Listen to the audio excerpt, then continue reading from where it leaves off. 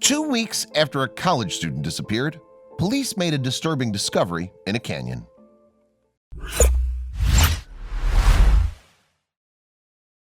But before we start, please give the video a like and make sure to subscribe to WonderBot and hit the bell so you'll never miss any uploads from us.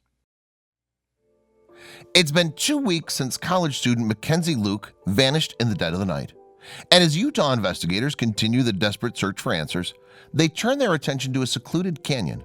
But the police have no way of knowing the true horror of the scene they're about to uncover, or the bleak breakthrough they're about to make. Before her shocking disappearance, Lueck was much like any other college student. She was raised in El Segundo, a small city in Los Angeles, California, where she was the only girl of 4 children. Lueck attended El Segundo High, where she seemingly had no trouble making friends.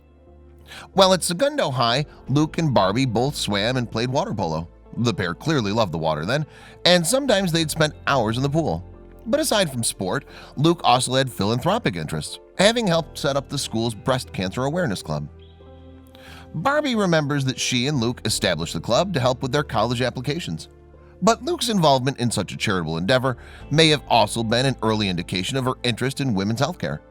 After all, Lueck would later wind up studying pre-nursing and kinesiology at the University of Utah.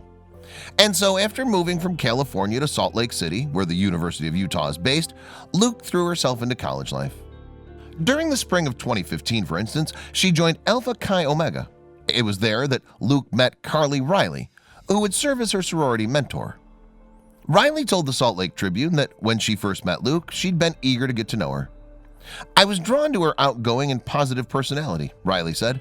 "I knew I wanted her in my life as my little or as a close friend if the former did not work out." In fact, Alpha Chi Omega became a major part of Lueck's life, according to those who knew her. The sorority requires members to keep up a 2.5 GPA and also mandates their involvement in certain philanthropic activities and social occasions. And Alpha Chi Omega is particularly involved in advocating for domestic abuse awareness. Of course, college is often a time of new beginnings, and for Lueck it was no different. While the student had been raised as a Mormon in California, she seemingly rejected the faith in Salt Lake City. In fact, along with her sorority sisters, Lueck enjoyed visiting bars and drinking, activities that the Mormon Church doesn't approve of. Plus, it was during her time at college that Lueck's political outlook also started to shift. She'd registered as a Republican in 2014, but in 2018 she joined the conservative Independent American Party.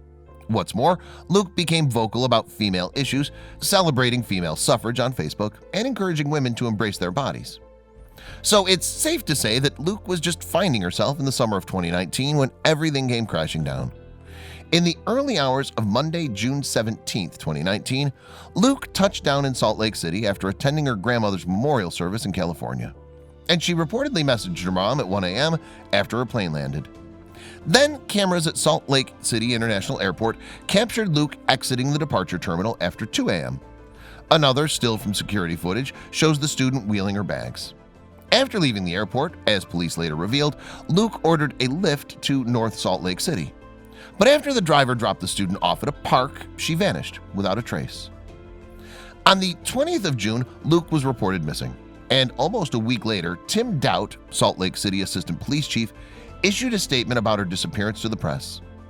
Lueck was met at Hatch Park by an individual in a vehicle, he said. The Lyft driver left Lueck at the park with that person and stated that Mackenzie did not appear to be in any type of distress. Following Lueck's disappearance, police confirmed that her driver had indeed dropped the student off at her chosen location. And after Lueck had left the vehicle, the man had continued collecting other customers. Indeed, in June 2019, Salt Lake Police Sergeant Brandon Shear told the Deseret News that the individual was not a suspect at this time. Before going missing, Lueck had reportedly been living in a property near Salt Lake City's Trolley Square shopping center. And in the days after the student's disappearance, her roommates had grown concerned when she didn't contact them. Lueck also failed to show up for a midterm paper and a flight to Los Angeles. According to one of her sorority sisters, Ashley Fine, this kind of behavior was extremely out of character. Given the strange circumstances of Lueck's disappearance then, some of her friends couldn't help but worry. Fine told KSL that Lueck was extremely dedicated and would never miss her midterms or anything like that. She added, "I don't know why she would be going to North Salt Lake at around 2 a.m. It's just very, very suspicious and dangerous." And to make matters worse, Lueck's phone had not been switched on or located since the day that she vanished. That said, on June 26th, Police Chief Doubt stressed that there was no evidence to suggest that Luke had come to harm. As a result, authorities appealed directly to the student in hopes that she would come forward herself. While Doubt acknowledges that people sometimes go missing of their own accord and don't wish to be located, he still issued a plea to Luke. He said, "Mackenzie, we're asking you to please reach out to either Salt Lake City Police Department or a law enforcement agency where you're at. We want to make sure you're safe and will respect your wishes."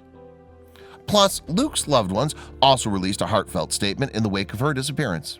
They said, "Our primary goal is to find Mackenzie and bring her home. Her family is grateful for the concern, prayers, and the tireless efforts of the Salt Lake City Police and members of the community." Following Luke's disappearance, police searched tirelessly for her. And meanwhile, her family, friends, and wider community aided efforts by handing out flyers and sharing social media posts about her. Then, on June 24th, police announced that they had established a tip line to which people could call in and provide information on the case.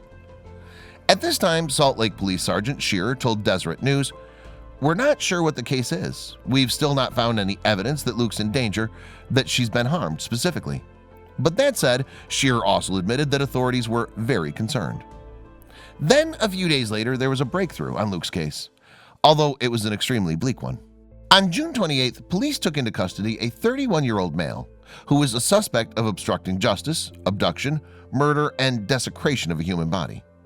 That man is former tech specialist Ayula Ayeji, who had apparently been linked to Luke's disappearance through her cell phone data. Police Chief Mike Brown later revealed that Ayeji is the last known person that the student messaged before going missing. And it's also alleged that cops located traces of Luke's DNA in his backyard.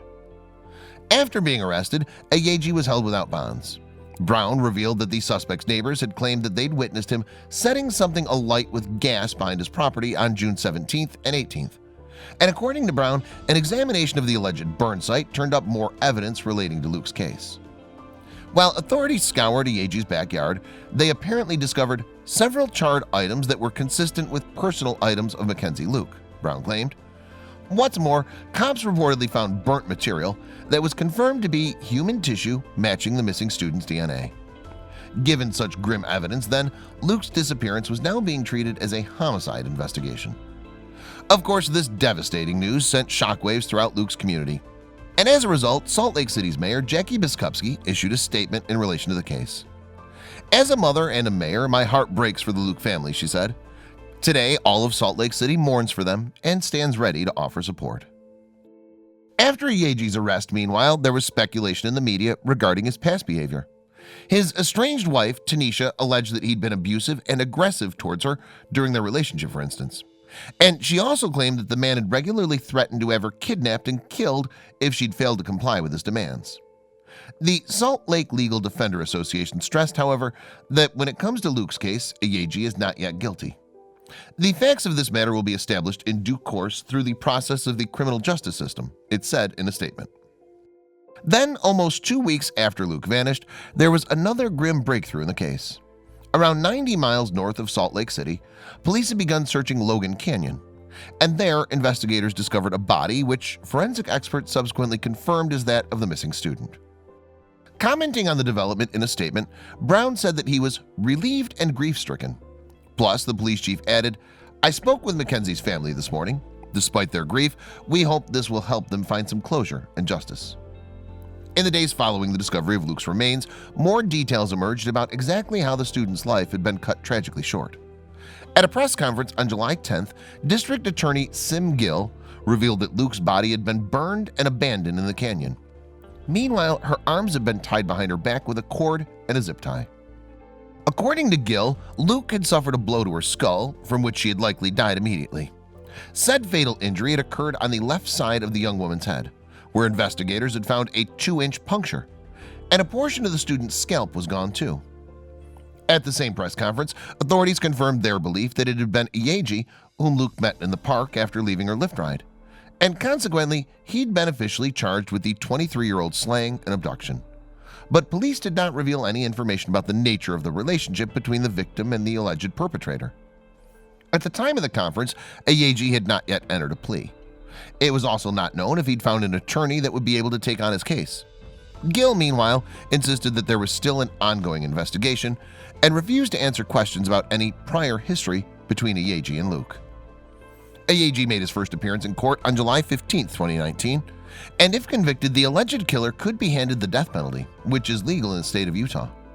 That said, Gill has insisted that it's still too early to say if the district attorney's office would seek capital punishment.